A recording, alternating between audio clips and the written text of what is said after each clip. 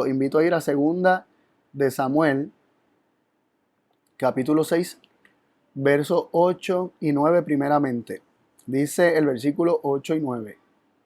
Y David se disgustó por haber herido Jehová a Usa, y llamó a aquel lugar Pérez Usa hasta hoy.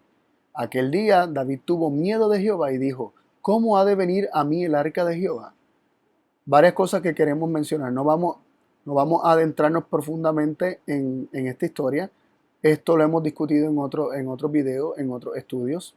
Lo que vemos es que ¿qué pasó con Usa? Usa murió por haber atrevidamente tocado el arca.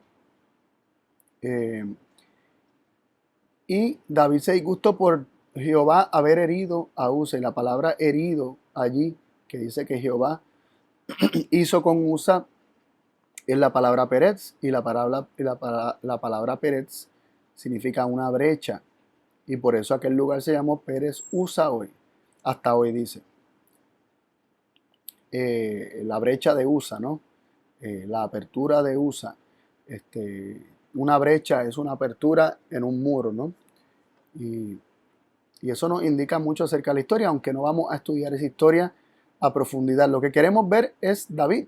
Dice que David se disgustó. Sin embargo, ese disgustar es mencionado en el versículo 9 como miedo, ¿no? O por lo menos esa es la reacción de él, tener miedo de Jehová. Y Dios no quiere que le tengamos miedo. Así que David tenía miedo a Jehová.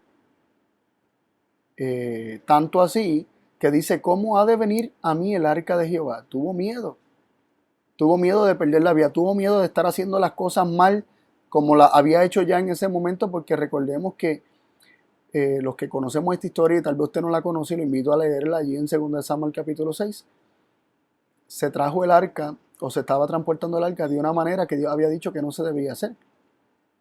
Entonces David tuvo miedo de Jehová.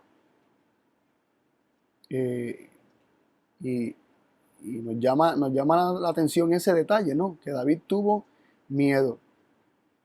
Entonces dice en el versículo 10 en adelante: así que David no quiso traer así el arca de Jehová a la ciudad de David, mas la llevó David a casa de Obed Edom Geteo. Así que David, por miedo, no quiso traer el arca de Jehová a Jerusalén, a la ciudad de David. Interesante, ¿no? David, siendo motivado por el miedo, dice: no, el arca de Dios de lejos, de lejito. Y esto nos habla mucho acerca de lo que hace el miedo, ¿no? El miedo nos distancia de Dios, el miedo nos aleja de Él. Esto ocurrió así con el pueblo en el Sinaí, cuando tuvieron miedo y se alejaron, y Moisés les decía: no tengan miedo. Esto nos habla y lo conectamos también con el Edén, cuando Adán y Eva pecaron y Cristo se acercó a ellos y ellos se alejaron de Él porque tuvieron miedo. Y lo dice allí mismo en el relato de Génesis capítulo 3. Y aquí vemos a David alejando de sí el símbolo de la presencia de Dios, que era el arca del pacto. No la quería llevar a Jerusalén porque tuvo miedo de Jehová. Está poniendo distancia. Y la llevó a casa de un hombre llamado Obed Edom Geteo, dice. ¿Y qué sucedió? Dice: y estuvo el arca de Jehová en casa de Obed Edom Geteo 3 meses. ¿Y qué ocurrió? Y bendijo Jehová a Obed Edom y a toda su casa.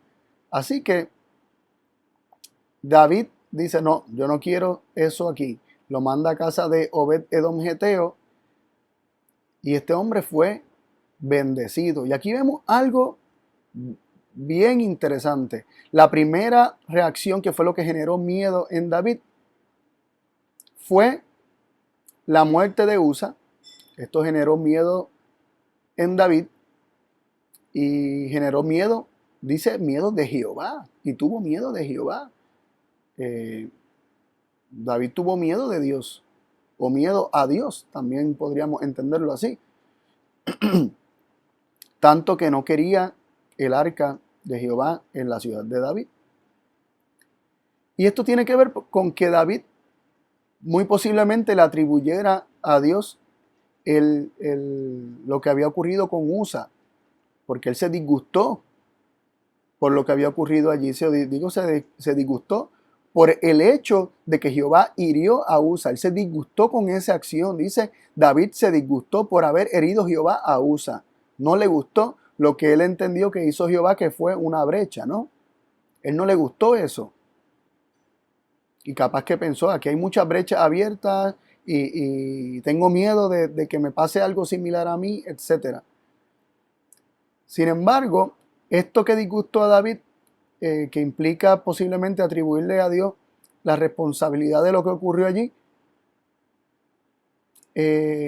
está contrastado con la bendición que dice directamente que ocurrió allí. En una dice que Jehová hirió a Usa, que Jehová hizo brecha en Usa, y aquel lugar fue llamado la brecha de Usa o Pérez Usa.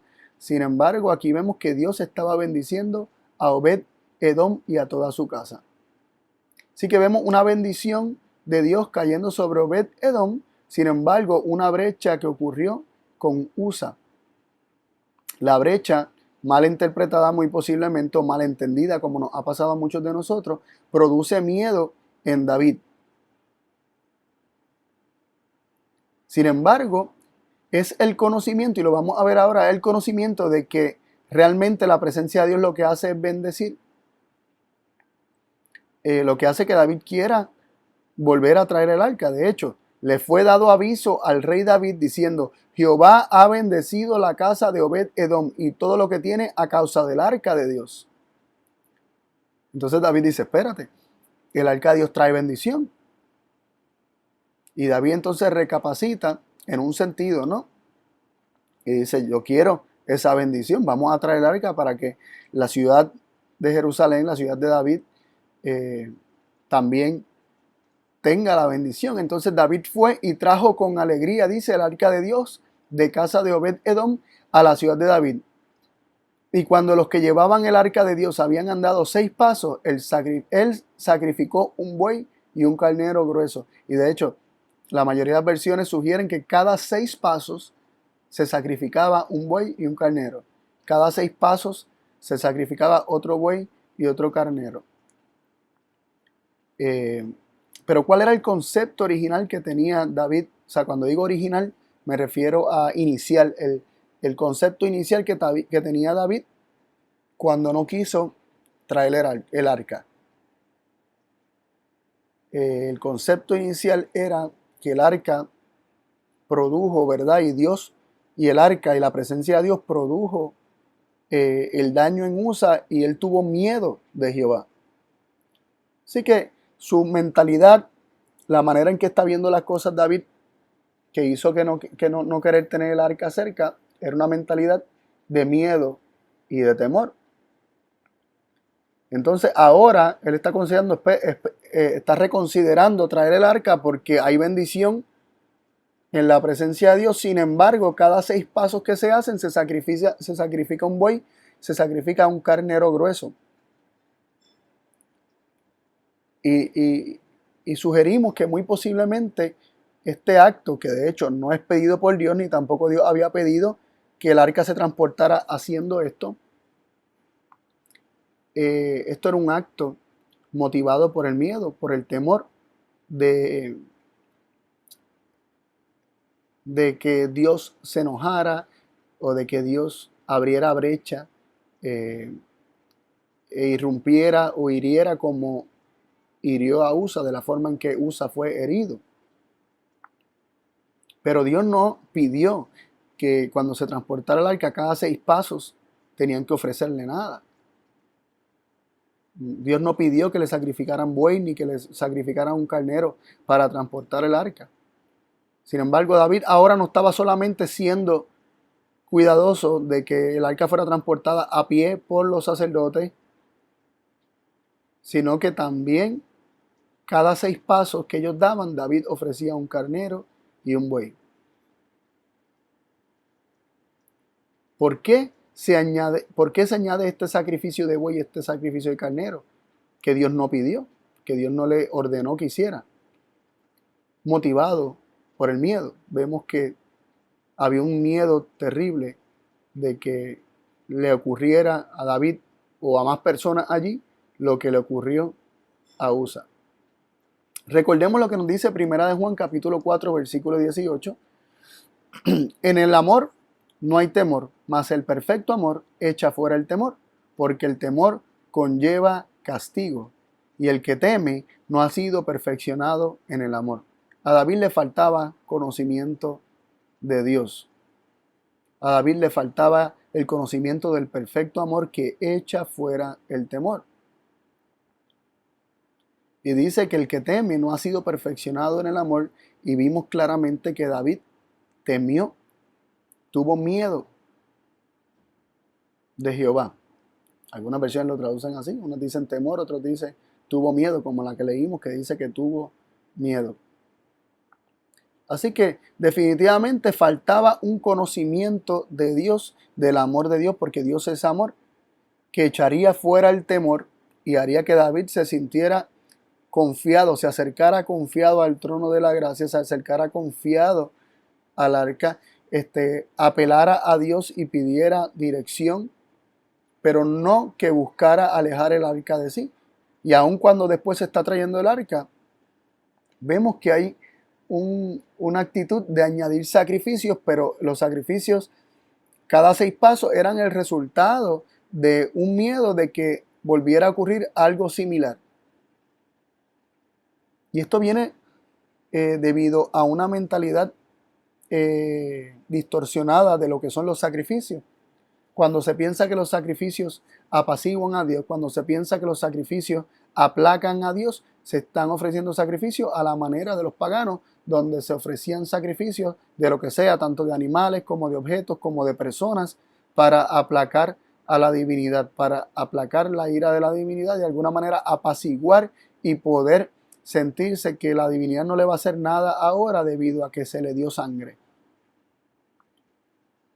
En Hebreos 2, versículos 14 y 15 dice: así que por cuanto los hijos participaron de carne y sangre, él también participó de lo mismo, para destruir por medio de la muerte al que tenía el imperio de la muerte, esto es, al diablo, y librar a los que por el temor de la muerte estaban durante toda la vida sujetos a servidumbre. Tener temor de la muerte, tener miedo a morir, te sujeta a servidumbre, es decir, te hace esclavo de Satanás y del imperio de la muerte, y te hace esclavo de un sistema, ¿verdad?, totalmente pagano, y te hace esclavo también del viejo pacto, aunque eso es otro tema, ¿no? O sea, lo que es el viejo pacto, el buscar, el preferir ser siervo y no ser libre. Pero volviendo al punto, lo que vemos aquí es que el miedo es parte del reino, del imperio de Satanás. El miedo no es parte del reino de Dios. Tener temor a la muerte no es parte del reino de Dios, es parte del imperio de Satanás, y es un mecanismo que Satanás utiliza para sujetarnos a servidumbre. Y si David tenía miedo de morir, en ese momento en particular, él era esclavo de un sistema, él era siervo y estaba sujeto a servidumbre de un sistema que lamentablemente distorsionaba la verdad que Dios quería realmente enseñar a través de los sacrificios y los holocaustos. Y esto yo sé que lo hemos discutido en otros temas, cuando hemos hablado acerca de que los holocaustos y los sacrificios dados por Dios tenían el propósito de que el hombre entendiera lo que Dios le daba al hombre.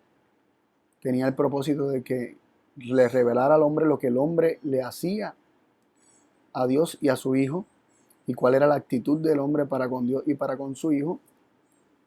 Pero recordemos que el hombre, todo esto fue distorsionado por Satanás para que el hombre perdiera de perspectiva el carácter de Dios, ¿verdad? Confundiera el carácter de Dios, no tuviera el conocimiento del carácter de Dios, y por lo tanto el hombre se acercara a Dios como se acercaban los paganos a sus dioses, buscando aplacar su ira por medio de sacrificios y ofrendas, dándole cosas a los dioses con tal de que los dioses no los destruyeran, no fueran malos con ellos, no le agarraran mala voluntad, etc. Y lo que queremos ver es, en el caso de David, el miedo que él estaba sintiendo era un fruto del imperio de la muerte del diablo. Fuerte como suena, no hay de otra. El miedo no es del reino de Dios. Gálatas 6, del 7 al 8, nos dice: no os engañéis, Dios no puede ser burlado, pues todo lo que el hombre sembrare, eso también segará, porque el que siembra para su carne, de la carne segará corrupción, mas el que siembra para el espíritu, del espíritu segará vida eterna. ¿Y qué es lo que estamos leyendo aquí? ¿Por qué estamos leyendo este versículo? Porque ciertamente, el fruto del pecado es la muerte, pero esto es presentado en la Biblia como el resultado del pecado, siendo la cosecha misma del pecado. El que siembra para su carne, de su carne segará corrupción. Es el principio de causa y efecto, de siembra y de cosecha, de una semilla que da fruto, y la misma semilla tiene dentro de sí mismo el fruto. O sea, cuando finalmente da fruto, lo que da es fruto de corrupción o fruto de vida eterna, dependiendo de qué semilla es lo que se está sembrando, si se está sembrando para la carne o si se está sembrando para el espíritu. Y este versículo lo estamos citando porque queremos dejar muy claro que sí, sin duda alguna, las consecuencias del pecado es la muerte. La paga que da el pecado es la muerte. El pecado produce la muerte, da a luz muerte, como dice también Santiago. Sin embargo, esto no es algo que Dios tiene que hacer producir, sino que cada cual siembra y de su propia carne va a cegar o a cosechar lo que sembró. Y en Salmo 9:16 dice: Jehová es conocido por el juicio que hizo. En la obra de sus propias manos fue enlazado el malo. Dice que Jehová es conocido, es decir, se conoce su carácter, se entiende quién es Dios por la forma en que Dios hace juicio. ¿Y cómo es la manera en que Dios hace juicio? En la obra de sus manos fue enlazado el malo. En la obra de sus propias manos, en sus propias obras, fue enlazado el malo. Las propias obras del malvado lo enlazan, lo amarran, lo encadenan, lo esclavizan. Así que la forma en que Dios hace juicio, como lo hizo en USA, y en muchos casos más, es dejando que sus propias obras, las propias obras del hombre, lo enlacen. Y ahora quisiera que leyéramos un versículo, o sea, y teníamos que dejar esto claro para poder entender los versículos que vamos a estar leyendo a continuación de una mejor forma. Mateo 9, del 1 al 13. Mateo 9, del 1 al 13. Y vamos a leer todos estos versículos porque es necesario tener el contexto.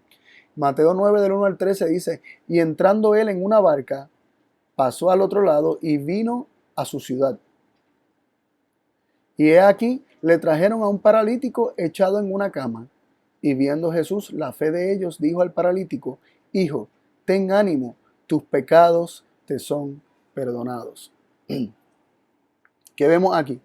Vemos que Jesús entró a su ciudad, la cual es Capernaum muy posiblemente, y aquí le trajeron un paralítico echado en una cama, y dice la Biblia que Jesús, viendo la fe de ellos, le dijo al paralítico: hijo, ten ánimo, tus pecados te son perdonados.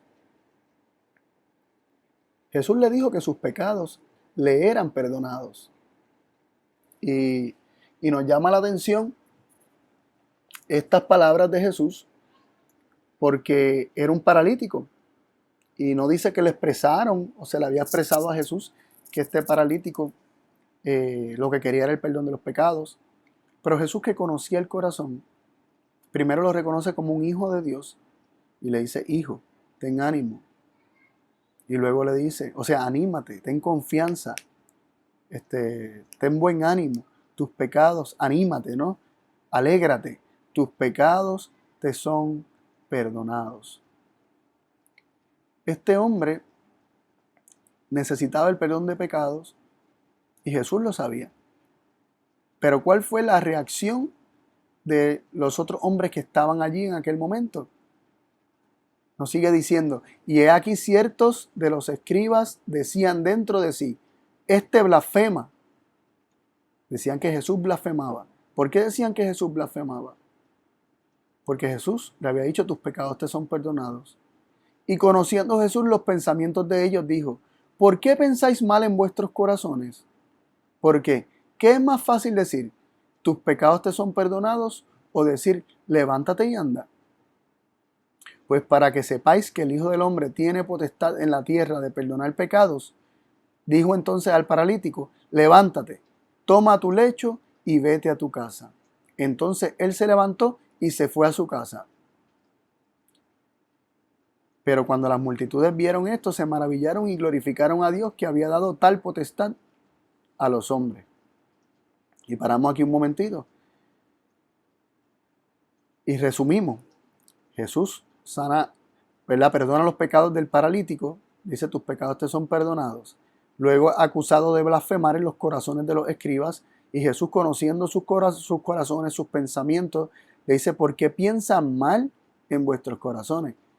Está diciendo que estaban pensando mal. Es decir, cuando ellos pensaban que Jesús estaba blasfemando porque estaba diciéndole a este hombre: tus pecados te son perdonados, Jesús está diciendo que ellos estaban pensando mal en su corazón. Y le dice: ¿por qué? ¿Qué es más fácil? ¿Decirle a un hombre: tus pecados te son perdonados? ¿O decir: levántate y anda?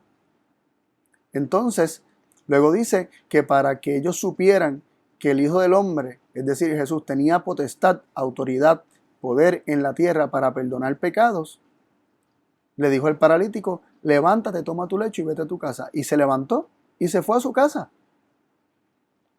Esa fue la prueba de que él sí tenía autoridad para perdonar pecados y que los pecados del hombre le fueron perdonados. Y dice que la gente glorificaron a Dios. Es decir, Cristo hizo esto y el nombre de Dios fue glorificado. Ni Jesús se atribuyó esto, ni los hombres que se maravillaron, sino que glorificaron a Dios. En los versículos siguientes sigue diciendo, y es necesario que tuviéramos esto en contexto para entender lo siguiente. Y pasando Jesús de allí, vio a un hombre llamado Mateo. Y aconteció que estando él sentado a la mesa en la casa, he aquí muchos publicanos y pecadores. Ay, perdón, brinqué una línea. Mateo estaba sentado al banco de los tributos públicos y le dijo: sígueme. Y él se levantó y le siguió. ¿Qué era Mateo? Mateo era un publicano. ¿Y qué Jesús hizo con el publicano? Le dijo: sígueme. ¿Y qué él hizo? Se levantó y lo siguió. Ven, Jesús lo llamó. Y él se levantó y le siguió. Y aconteció que estando él sentado a la mesa en la casa, y aquí muchos publicanos y pecadores que habían venido se sentaron a la mesa con Jesús y sus discípulos. Así que Jesús llamó a un publicano a que lo siguiera y él se levantó y le siguió. En otros lugares nos dice que él dejando todo, él dejó todo lo que estaba haciendo, dejó su profesión, dejó la mesa, la banca, ¿verdad? La mesa que utilizaba para cobrar los impuestos al pueblo, dejó todo eso y siguió a Jesús. Pero luego dice que Jesús estaba en la mesa, en la casa, me imagino que se refiere a la casa de Mateo, de Leví Mateo, estaba sentado con muchos publicanos y pecadores que fueron invitados a estar allí. Dice que habían venido y se sentaron a la mesa con Jesús y sus discípulos. Y cuando vieron esto, los fariseos dijeron a sus discípulos: ¿por qué come vuestro maestro con los publicanos y pecadores? Y oyéndolo Jesús les dijo: los que están sanos no tienen necesidad de médico, sino los que están enfermos. Id pues y aprended lo que significa misericordia quiero y no sacrificio, porque no he venido a llamar a justos, sino a pecadores al arrepentimiento. Y aquí hay unas palabras sumamente interesantes. ¿Por qué? Porque los fariseos nuevamente arriba decían que fueron los escribas que pensaban mal dentro de sí y decían que Jesús blasfemaba por haber perdonado pecados, por haberle dicho a un hombre: tus pecados te son perdonados, sin que este hombre hiciera nada, sin que este hombre sacrificara, sin que este hombre hubiese hecho penitencia físicamente, ¿no? Sabemos que Jesús conoce el corazón y conocía que el corazón de ese hombre estaba dolido y arrepentido por su pecado. Pero ellos no ven nada de eso, ellos solamente ven las cosas externas y decían que era blasfemia que Jesús le dijera a este hombre: tus pecados te son perdonados. También les está mal que Jesús llame a un publicano a seguirle y que le diga: sígueme, y el hombre, dejando todo, le siguió. También ven mal que Jesús estuviera comiendo con los publicanos y con los pecadores. Y hasta se quejaron y dijeron a los discípulos de Jesús: ¿por qué come vuestro maestro con los publicanos y pecadores? Y Jesús, oyendo esto, les dice: los que están sanos no tienen necesidad de médico, sino los que están enfermos. ¿Y qué Jesús está haciendo aquí? Jesús está diciendo que los fariseos estaban sanos y los otros no. ¿Acaso no todos han pecado y todos están destituidos de la gloria de Dios? ¿Acaso no todos necesitamos un mismo médico, que es Cristo Jesús? Pero Jesús está poniendo un espejo aquí para que el hombre determine si realmente él tiene una necesidad espiritual. Y todos aquellos que reconocen que tienen una necesidad espiritual tienen al médico. Pero los que se creen que están bien, que están sanos, no van al médico, no van a él. Y por lo tanto se pierden de la cura y perecen en sus pecados porque no reconocen que están muertos en sus pecados. Ahora, estos hombres condenaron a los publicanos y a los pecadores como no merecedores de comer siquiera con ellos, no merecedores de tener contacto con ellos, y se disgustaron porque Jesús estuviera comiendo con los publicanos y con los pecadores. Y Jesús, en base a esto, les dice: id pues y aprended lo que significa. Cuando él dice id pues y aprended, ir a la escritura. Id a las escrituras y aprendan lo que significa misericordia quiero y no sacrificio. Está citando de Oseas 6:6. Y luego añade: porque no he venido a llamar justos, sino a pecadores al arrepentimiento. Una persona que se cree justa no va a aceptar nunca un llamado al arrepentimiento porque se cree justo. Entiende que no necesita arrepentirse. Pero Jesús deja claro que no ha venido a llamar a los que se creen justos, sino a los que se conocen como pecadores al arrepentimiento. Pero la realidad es que todos son pecadores y todos necesitan la justicia de Dios y todos necesitan perdón y todos necesitan arrepentimiento.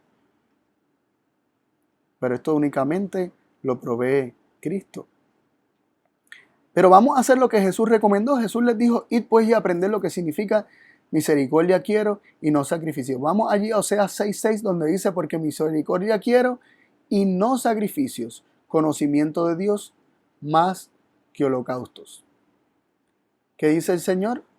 Jesús dijo: misericordia quiero y no sacrificios. La primera parte del versículo de Oseas, que fue la que Jesús citó, dice que Dios quiere misericordia y que no quiere sacrificio. Entonces la segunda parte, que es parte del paralelismo hebreo, donde se amplifica o se explica esta parte, dice: y conocimiento de Dios más que holocaustos. La palabra más es una palabra suplida. Realmente los holocaustos tienen un prefijo en hebreo que le permite, que es lo mismo que aparece ¿verdad? En sacrificio, que sería un prefijo diciendo que lo que Dios quiere es conocimiento de Dios y no los holocaustos, o en lugar de los holocaustos. Dios quiere conocimiento de Dios. Así que Esto nos lleva a reflexionar qué Jesús les quiso decir a estos fariseos. Y para, ¿verdad? Para confirmar esto que les estoy diciendo, leemos de la Septuaginta, Oseas 6:6 de la Septuaginta, en español dice: por esto, porque misericordia quiero que sacrificio, literalmente dice, conocimiento de Dios que holocaustos. Quiero misericordia en lugar de sacrificio, conocimiento de Dios en lugar de los holocaustos. En inglés dice rather than, muchas de las versiones dicen rather than, en lugar de. La Nueva Versión Internacional lo traduce de esta forma: lo que pido de ustedes es amor y no sacrificio, conocimiento de Dios y no holocausto. Y vemos que en el paralelismo hebreo, el amor, la misericordia, es sinónimo o explicado como conocimiento de Dios. El que no ama no conoce a Dios. El que ama conoce a Dios porque Dios es amor. El conocimiento de Dios es el conocimiento del amor. Y el conocimiento del amor de Dios, conociendo y creyendo el amor de Dios, también amamos, porque conocemos el amor con el que nosotros hemos sido amados. Y Dios dice en Oseas 6:6 que Él quiere esa misericordia, ese amor, ese conocimiento de Dios, y no los sacrificios y no los holocaustos, en lugar de. Lo que pasa es que la partícula de que más que los holocaustos nos deja con la impresión, con el sabor de que Dios sí quiere los holocaustos, pero quiere esto más que aquello. Pero literalmente la palabra más no se encuentra ahí. Por eso vemos por qué la negación de que Dios quiere esto, misericordia y amor, pero no sacrificio. Conocimiento de Dios más que holocausto. Ese más que es distinto al no que aparece en la primera parte del versículo. Y la mejor traducción sería que Dios quiere misericordia y no sacrificio, conocimiento de Dios y no holocaustos. Y con esto quisiera que reflexionáramos sobre un detalle muy interesante. Jesús está hablando estas palabras en conexión a lo que estos hombres estaban haciendo, un juicio de condenación sobre los publicanos y los pecadores. Ellos estaban condenando a los pecadores, a los publicanos, aquellos que comían con Jesús. Los fariseos, los escribas, los estaban condenando. Y esto está vinculado al sacrificio que Jesús está diciendo que no quiere que se haga. Misericordia quiero y no sacrificio. Y esto es importante que lo consideremos, porque básicamente Jesús le está apelando, le está dejando saber que ellos, en lugar de tener misericordia y amor, estaban sacrificando. Pero ¿cómo ellos estaban sacrificando? Por medio de la condenación. Ellos estaban sacrificando a los publicanos y los pecadores. Para ellos, los publicanos y los pecadores eran su sacrificio. La condenación que ellos hacían sobre los publicanos y los pecadores era equivalente al sacrificio y al holocausto. Ellos los presentaban como su sacrificio para ellos justificarse. Es tremendo las implicaciones que tiene esto. Hebreos 7:27. Leemos lo siguiente. Él, hablando de Cristo, como sumo sacerdote, dice: no tiene cada día la necesidad, como los otros sumos sacerdotes, de ofrecer sacrificio, primero por sus propios pecados y luego por los del pueblo, porque esto lo hizo una vez y para siempre, ofreciéndose a sí mismo. ¿De qué está hablando aquí? De Cristo como sumo sacerdote. No tiene necesidad, como los otros sacerdotes del sacerdocio levítico, de ofrecer sacrificios por ellos mismos, por sus pecados, sino que Cristo, en lugar de ofrecer sacrificios por sí, Él se ofrece a sí mismo, haciendo del sacrificio de su sacerdocio, que es sacerdote según el orden de Melquisedec, sacerdote del nuevo pacto. Él mismo se convierte en el sacrificio. Y vemos que nadie tiene mayor amor que este, que pone su vida por sus amigos. Es decir, que la misericordia y el amor es realmente el mejor sacrificio que uno puede presentar y no estar sacrificando a otro. Así que vemos que los dos sacerdocios representan dos sacrificios distintos o ofrecen dos sacrificios distintos. El sacerdocio levítico ofrece sacrificios por los propios pecados y por los del pueblo, mientras que el sacerdocio de Melquisedec, el sacerdocio de Cristo, se ofrece a sí mismo. En uno se sacrifica a otro por uno, en lugar de uno, y en el otro sacerdocio, en el de Cristo, uno mismo se convierte en el sacrificio. Y esto lo hemos hablado hace tiempo, lo hablamos en un tema que se llamaba el sacrificio del nuevo pacto, que lo exhorto a que lo busquen por ahí en el canal que te conozcan en YouTube, bajo la lista de reproducción El Pacto Eterno, y el título es así, el sacrificio del nuevo pacto. Les recomiendo que busquen ese tema y lo vean en detalle. Pero lo que queremos ver es que qué sacrificio Jesús le está diciendo a los fariseos que ellos ofrecían. Era el sacrificio de otro. No había sacrificio propio, no había amor, no había misericordia, porque el amor del cual Cristo está hablando, que es lo que Dios quiere, es un amor autosacrificado, un amor que no busca lo suyo, un amor que es sufrido. En Levítico 16, vamos a leer el versículo 6 y 11, vamos a ver un ejemplo de lo que era el sacrificio levítico, para contrastarlo con el de Cristo, que se ofreció a sí mismo y no a otro para él vivir, sino que se sacrifica él mismo para que otros vivan. Levítico 16, 6 y 11 dice: luego Aarón presentará como sacrificio por el pecado el novillo que le corresponde a él para hacer expiación por sí mismo y por su familia. Aarón presentará como sacrificio por el pecado el novillo que le corresponde a él para hacer expiación por sí mismo y por su familia. Luego degollará su novillo como sacrificio por el pecado. Esto es un ejemplo de lo que está mencionando Hebreos 7:27. Sin embargo, vemos personas, aún en el Antiguo Testamento, como Moisés, donde se ofreció a sí mismo como sacrificio en lugar de presentar a otros como sacrificio bajo el proceso de condena.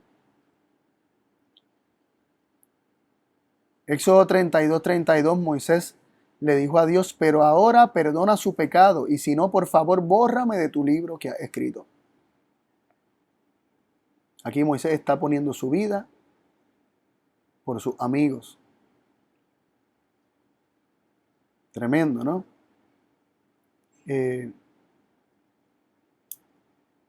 llama la atención la conexión, y yo quiero que quede bien claro, y tal vez ustedes piensen que estoy siendo dándole demasiado vuelta al asunto, pero es que cuando Jesús conecta con los comentarios condenatorios de los fariseos, el Dios desear misericordia y no sacrificio, quiero que entendamos que Jesús está diciendo que en la condena se ofrece sacrificio, o cuando se ofrece sacrificio es porque hubo un proceso de condena en nuestra mente, ¿no? Es decir, como que nosotros sacrificamos aquello que primeramente lo condenamos a muerte y lo consideramos que merece la muerte, para nosotros poder vivir. Cuando se mata a alguien, cuando se le quita la vida a alguien, es porque primero ocurrió un proceso de condena en la mente. Para tú poder justificar la matanza de alguien, tú primero tienes que convencerte a ti mismo de que esa persona merece la muerte y que es digno de muerte. Y una vez lo condenas en tu mente, entonces te preparas para entonces poder ejecutar tal matanza, ¿no? Tal acto. Y Jesús le está diciendo aquí a los fariseos que ellos están matando, están sacrificando. Al condenar a estos hombres, los están sacrificando y los presentan como un sacrificio por el cual ellos se sienten justificados y se sienten que de alguna manera son perdonados por Dios, porque ellos condenan el pecado en otras personas. Tengamos cuidado de nosotros no estar viviendo de la misma forma que los fariseos. Porque cuando vivimos día a día, segundo a segundo, mirando lo que está haciendo mal el mundo y lo que están haciendo mal los demás, lo que está haciendo mal la iglesia, y perdemos el tiempo y el día entero, las reuniones enteras, los cultos enteros, hablando de lo que está haciendo mal el otro.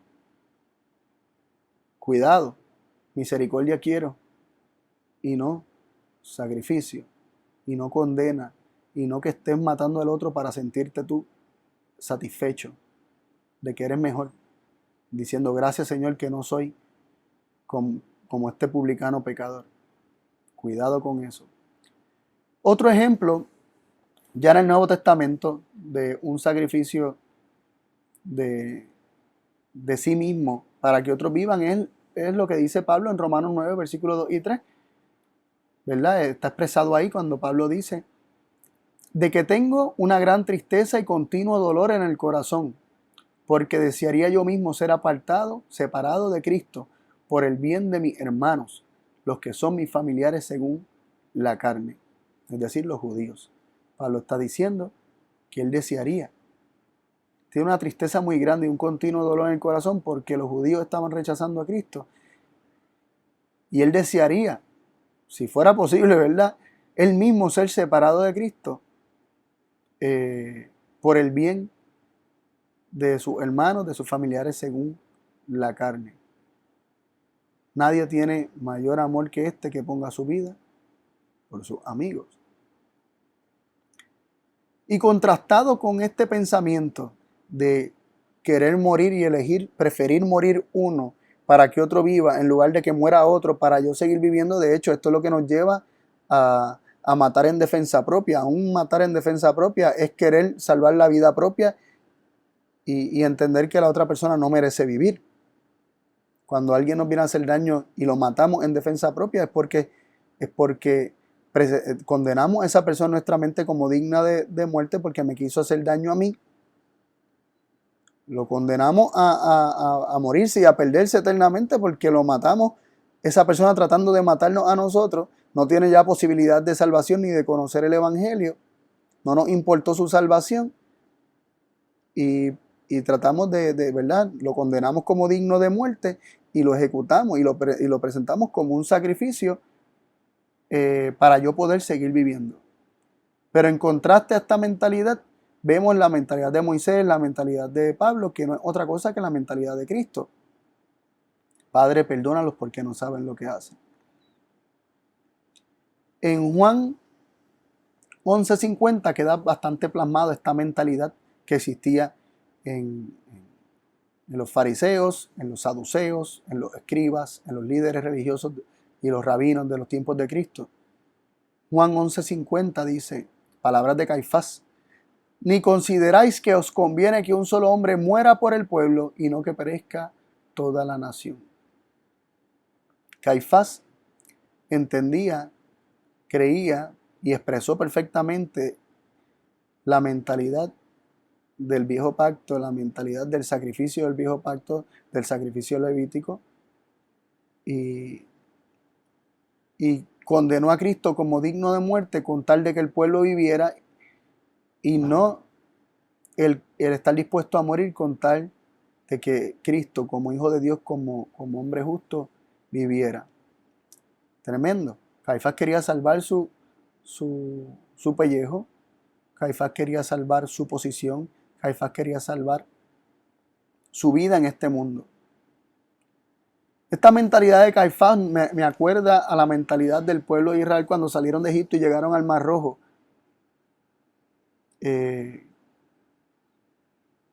Y cuando venían el ejército, ¿verdad?, y todos los egipcios, el ejército egipcio, Faraón con todo su ejército, y los vieron, ¿qué dijeron? No dijimos nosotros que era mejor que déjanos servir a los egipcios, déjanos tranquilos, nos quedamos aquí tranquilos, no vaya a ser que salgamos y aquí perezcamos. Esa es la mentalidad que todavía se manifiesta en Caifás y en muchos de nosotros. Estamos cómodos en nuestra condición de esclavo en este mundo. Estamos cómodos como siervos. Estamos cómodos en el viejo pacto mientras seguimos ofreciendo sacrificios de otros para nosotros seguir viviendo. Caifás estaba cómodo sirviendo a los romanos porque él tenía una posición privilegiada, una posición cómoda. Él vivía en riqueza, en lujos. Era como quien dice el gobernante o el príncipe de la nación en aquel entonces. Y él no quería perder eso. Y para él no perder eso, para amar su vida en el mundo, prefería matar al Hijo de Dios. Prefería matar a Cristo. Prefería deshacerse de Cristo y que un hombre inocente muriera con tal de que él tuviera su posición. Y condenó a Cristo como digno de muerte, supuestamente, para él y toda la nación seguir teniendo la posición que tenían. Estaban cómodos, se sentían cómodos dentro de. Juan 12:25, Jesús dijo, el que ama su vida la pierde, pero el que odia su vida en este mundo, para vida eterna, la guardará. ¿No sabía Caifás que bajo esa mentalidad el que ama su vida, finalmente la perderá, porque vivirá condenando y sacrificando a los demás en lugar de tener el conocimiento de Dios y la misericordia, que es amor?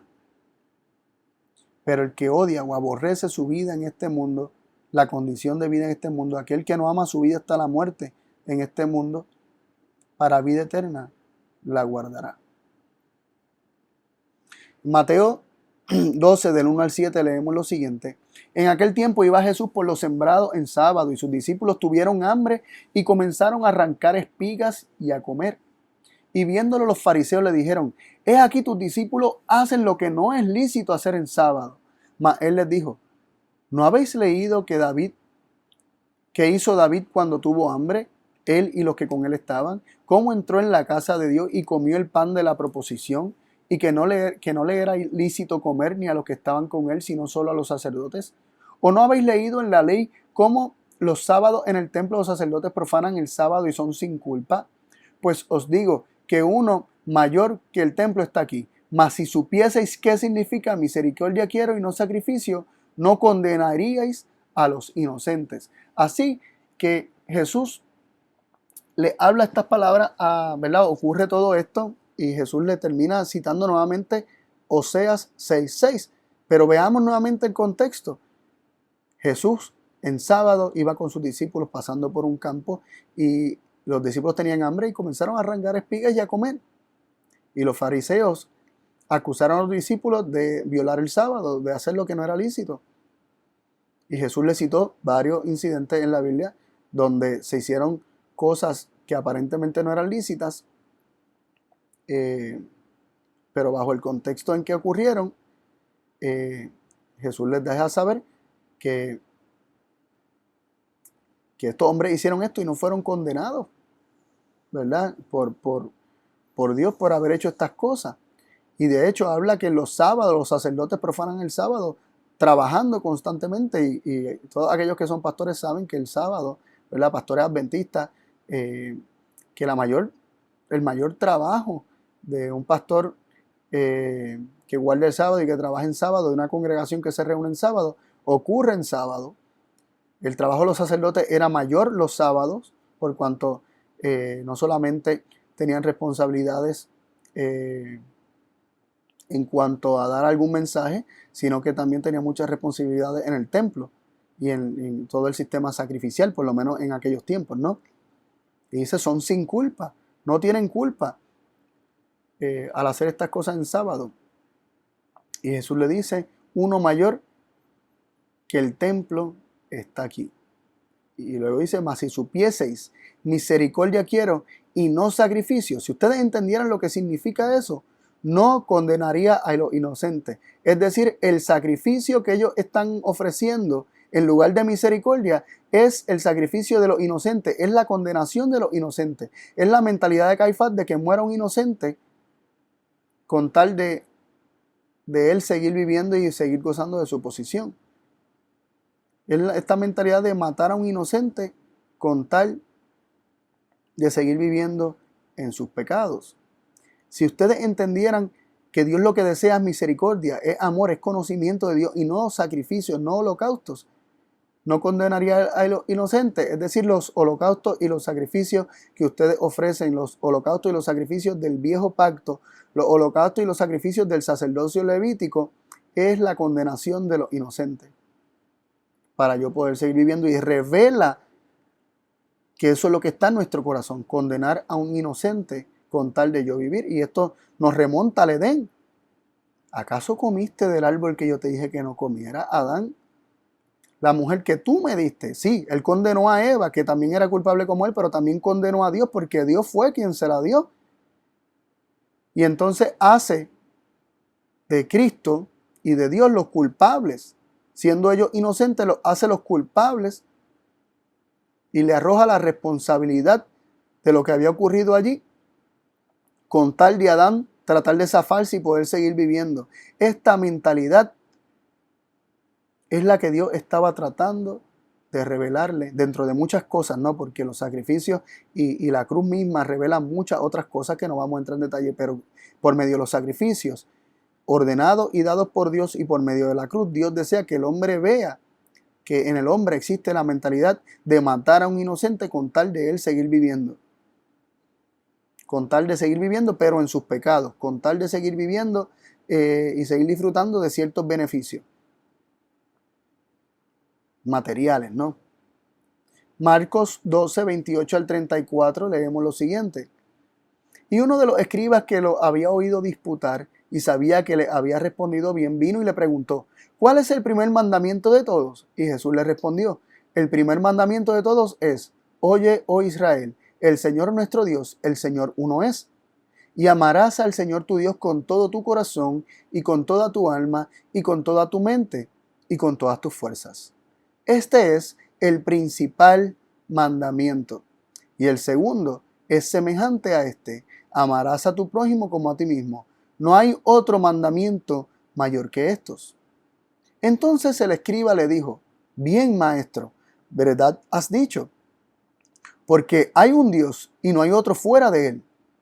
Y amarle con todo el corazón y con todo el entendimiento y con todo el alma y con todas las fuerzas, y amar al prójimo como a sí mismo, es más que todos los holocaustos y sacrificios. Y viendo Jesús que él había respondido sabiamente, le dijo: no estás lejos del reino de Dios. Y ya ninguno osaba preguntarle. Aquí dice que cuando Jesús le respondió al hombre diciendo que el mayor de los mandamientos, y el primero es escuchar a Dios. Oye, oh Israel. El escuchar a Dios es el principal mandamiento. Y oyendo a Dios, amarás al Señor tu Dios con todo tu corazón y con toda tu alma y con toda tu mente y con todas tus fuerzas. Cuando tú recibes las palabras que Dios te da, que es el nuevo pacto, en oír a Dios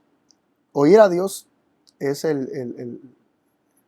es lo único requerido, lo único necesario para entrar en el nuevo pacto, es recibir su palabra. Cuando se oye al único Dios verdadero, surge el amor hacia el único Dios verdadero y surge el amor hacia el prójimo, porque se conoce al único Dios verdadero como amor y se ama porque Dios nos amó y se ama con el amor con el que hemos sido nosotros amados, y amamos a nuestro prójimo como nosotros mismos hemos sido amados. Pero esto es mayor que todos los sacrificios y todos los holocaustos, así como la gloria del nuevo pacto es muy superior a la gloria del antiguo pacto, porque así Pablo dice en 2 Corintios que este pacto, viejo pacto, fue glorioso. El ministerio de condenación, el ministerio de la letra sí fue glorioso. Mucho más glorioso es el ministerio de la justificación, el ministerio por el cual el hombre es transformado, es hecho justo. El ministerio del Espíritu, el ministerio de recibir la palabra que es espíritu y que es vida, es mucho más glorioso. Por lo tanto, Dios prefiere que el oír. Dios quiere que oigamos. Dios quiere que nosotros tengamos los oídos abiertos para escuchar su voz. Eso es lo que Dios desea por encima de los holocaustos, en lugar de los holocaustos, como ya hemos aprendido. Este hombre dijo: esto, el oír a Dios, el amar a Dios, el amar al prójimo, esto es más que todos los holocaustos y los sacrificios. Y Jesús le dijo que no estaba lejos del reino de Dios. No le dijo, estás en el reino de Dios, pero dijo, no estás lejos. Está entendiendo, ya tienes un paso adelante. Estás comprendiendo que el amor es primero que los sacrificios y los holocaustos. Ahora todavía le falta para estar en el reino de Dios, porque según vimos, Dios quiere misericordia, Dios quiere amor, Dios quiere conocimiento de Él y no los sacrificios. El sacrificio es la condenación de los inocentes. Dios no quiere la condenación de los inocentes. Dios quiere que nosotros, amándole, teniendo el amor de Dios en nuestro corazón, amemos como Él ama y que pongamos nuestras vidas en sacrificio los unos por los otros. Ese es el sacrificio del nuevo pacto. Haciendo el sacrificio de Moisés, haciendo el sacrificio de Pablo, como vimos hace un rato. Miren qué interesante lo que dice Proverbios 21:3. Hacer justicia y juicio es a Jehová más agradable que sacrificio. Otra vez, vuelve y se traduce en más agradable, como diciendo que a Dios sí le agradan los sacrificios, pero hacer justicia y juicio es más agradable. Pero vemos que en inglés se traduce, especialmente la Young's Literal Translation, una traducción literal del hebreo y del griego, ¿verdad? De los idiomas originales de la Biblia, lo traduce de esta forma. El hacer justicia y juicio es elegido por Dios en lugar de los sacrificios. Dios escoge el juicio y la justicia por encima de los sacrificios. Así que cuando veamos que Dios quiere misericordia y no sacrificio, conocimiento de Dios más que, cada vez que veamos la misericordia, el amor, algo puesto por encima de los sacrificios y el holocausto, realmente el contexto bíblico es que Dios lo elige en lugar de. ¿Por qué en lugar de? Porque Dios dice claramente, misericordia quiero y no sacrificio. Él no quiere sacrificio. ¿Qué es lo que quiere? Misericordia. ¿Qué es lo que desea? Conocimiento de Dios. ¿Qué es lo que no quiere? Sacrificio y holocausto. Y esto está enseñado en múltiples versículos a través de toda la Biblia.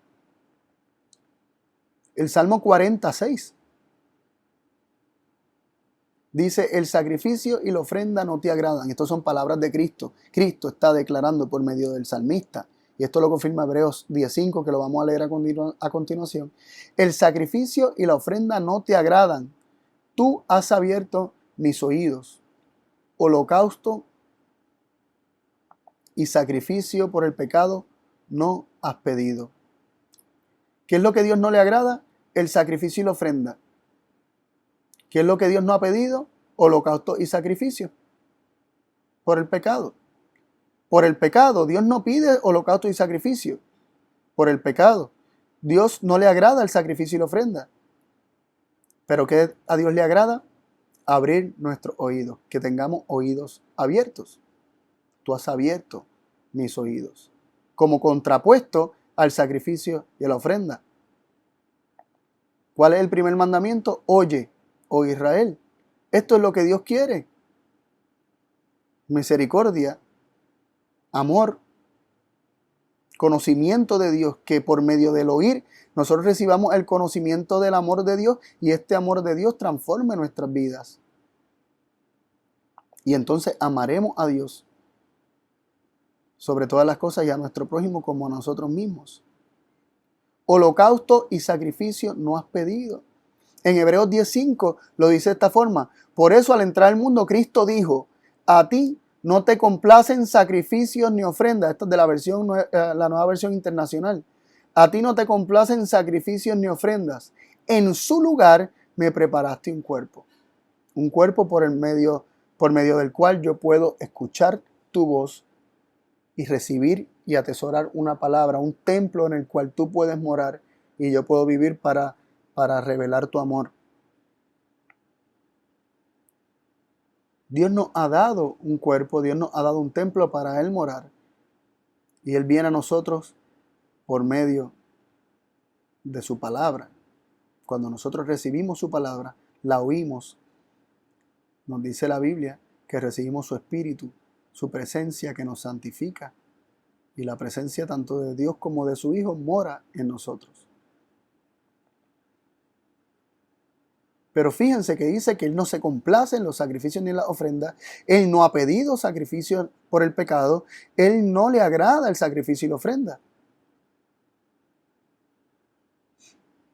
Tremendo. Isaías 1:11 dice: ¿para qué me sirven a mí, dice Jehová, la multitud de vuestros sacrificios? Harto estoy de holocaustos de carneros y de cebo de animales gordos. No quiero sangre de bueyes, ni de ovejas, ni de machos cabríos. Yo no quiero eso. Salmo 50, que no lo vamos a leer, él dice: yo no necesito nada de eso. Todo eso es mío, ya. Ustedes no me dan nada a mí. Todo le pertenece a Jehová. Así que vemos una y otra vez la repetición de que Dios no se complace en los sacrificios y en las ofrendas, de que Él no lo pide, de que Él no le agrada. Pero sí, ¿qué es lo que Él le agrada? Abrir nuestros oídos, morar en nuestro corazón, que recibamos su palabra, que su amor more en nosotros y se manifieste hacia nuestro prójimo. Eso sí le agrada. Miqueas 6, del 6 al 8 leemos: ¿con qué me presentaré delante de Jehová y adoraré al Dios Altísimo? ¿Vendré a Él con holocaustos, con becerros de un año? ¿Se agradará Jehová de millares de carneros o de 10,000 arroyos de aceite? ¿Daré mi primogénito por mi rebelión, el fruto de mis entrañas por el pecado de mi alma? Oh hombre, Él te ha declarado lo que es bueno. ¿Y qué pide Jehová de ti? Solamente hacer justicia, amar misericordia y caminar humildemente con tu Dios. Tremendo, tremendo. ¿Qué es lo que se está preguntando aquí? ¿Me puedo presentar a Dios? ¿Con qué me presentaré delante de Dios y adoraré al Altísimo? ¿Qué es la verdadera adoración? ¿Qué es verdaderamente presentarse delante de Dios? ¿Cómo se adora verdaderamente a Dios? ¿Es con holocaustos y becerros de un año? ¿Acaso le agrada a Dios los millares de carneros, 10,000 arroyos de aceite? Es decir, no solamente los sacrificios de animales, sino también todas las ofrendas. Incluso daré mi primogénito por mi rebelión, el fruto de mis entrañas por el pecado de mi alma. ¿Puedo seguir subiendo la cantidad de lo que puedo sacrificar? ¿Acaso esto agrada a Dios? Sin embargo, en contraste a todo esto, se nos dice que lo que Dios quiere es la justicia, la misericordia y caminar humildemente delante de Dios. Y ese punto es bien importante. Caminar humildemente implica reconocer cuando estamos mal, dejar el orgullo a un lado y el egoísmo, y reconocer que hemos estado mal. Entonces, ¿qué quiere Dios de nosotros? Humildad, reconocimiento cuando estamos mal, el humillarnos delante de Dios reconociendo que hemos estado mal. Dios lo que quiere es un cambio de corazón. Dios lo que quiere es que recapacitemos de nuestro estado.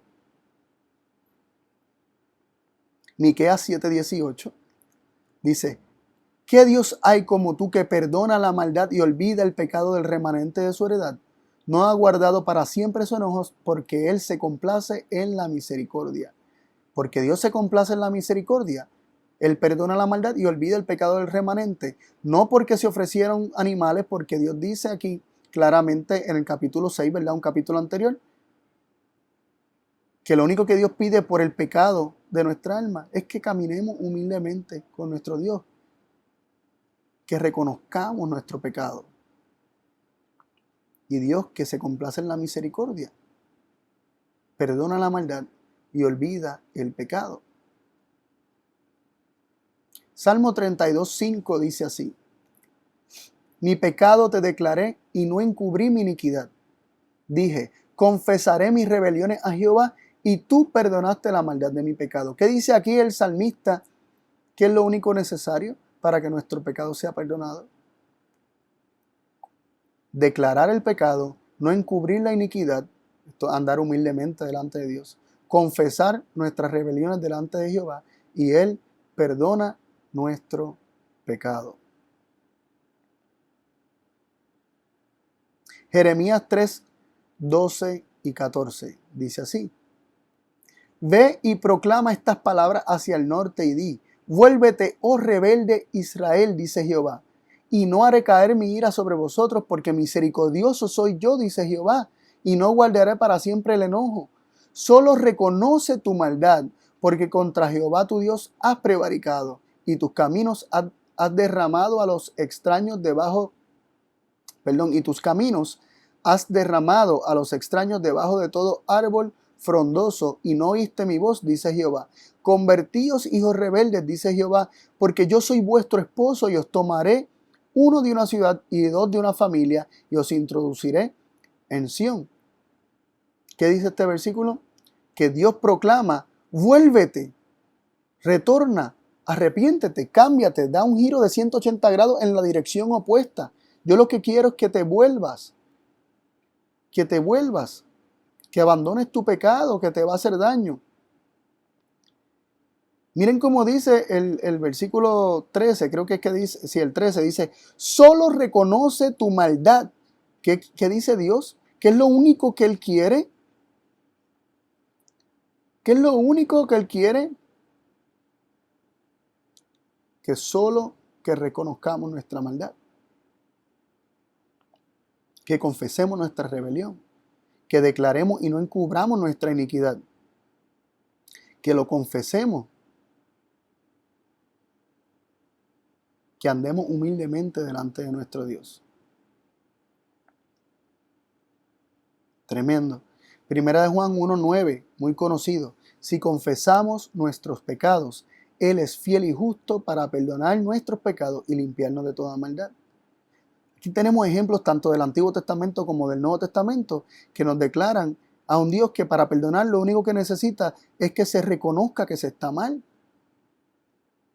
Vemos que el salmista no dice, sacrifiqué y entonces perdonaste mi pecado. El salmista no dice, en Jeremías no dice, Dios, porque no es Jeremías, es Dios el que está hablando aquí. Dios no dice, solo reconoce tu maldad y sacrifica, entonces te perdonaré y te buscaré como un esposo y te introduciré en Sión. No, dice, solo reconoce tu maldad.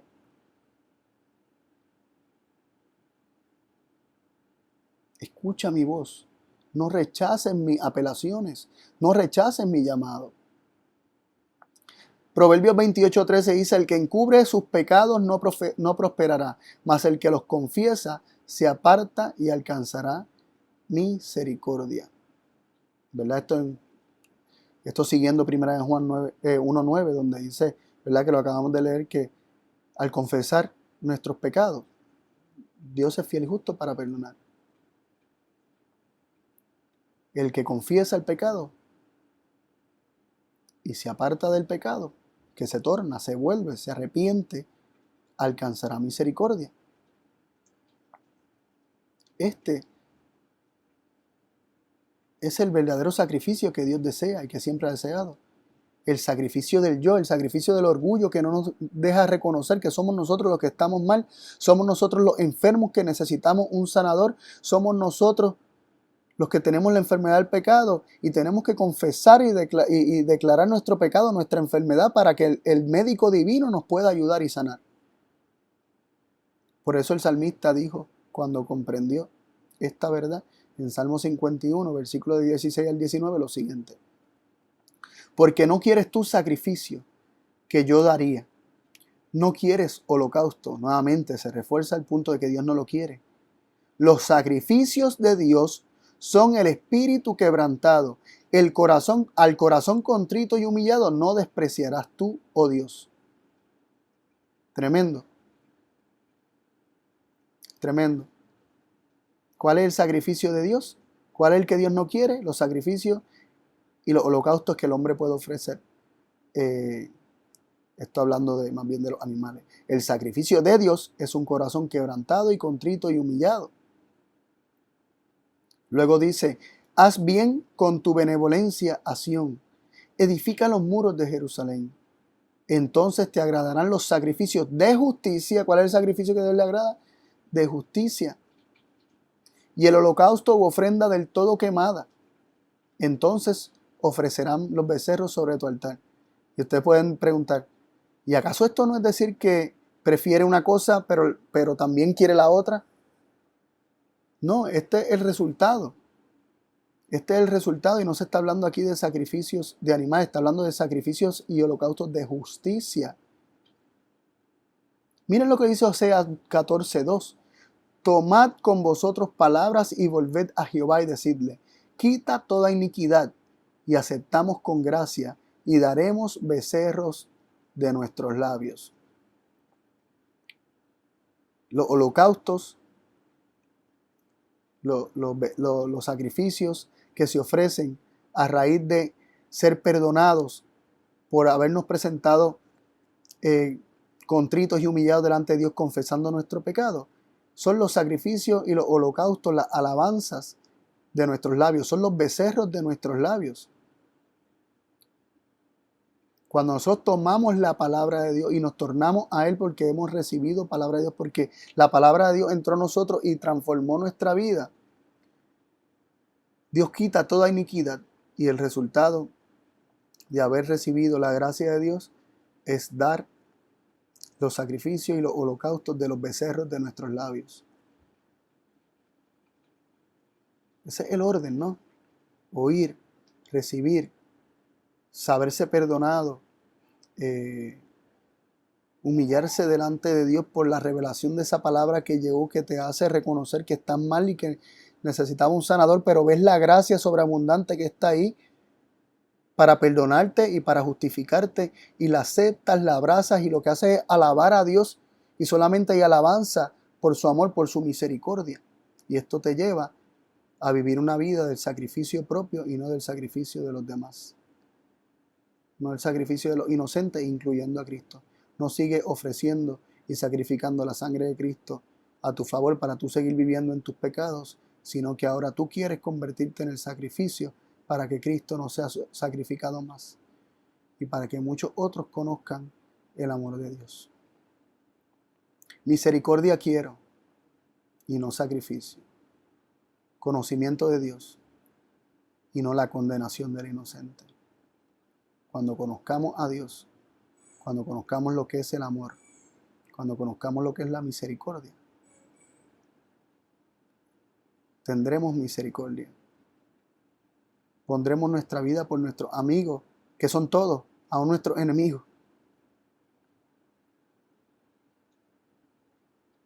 Este será el resultado de oír, recibir la palabra, guardarla en el corazón, atesorarla, conocer ese amor de Dios que sobrepasa todo entendimiento. Y no sacrificaremos más a los demás condenándolos para nosotros sentirnos justificados. Y viviremos una vida libre de crítica y condenación de los demás.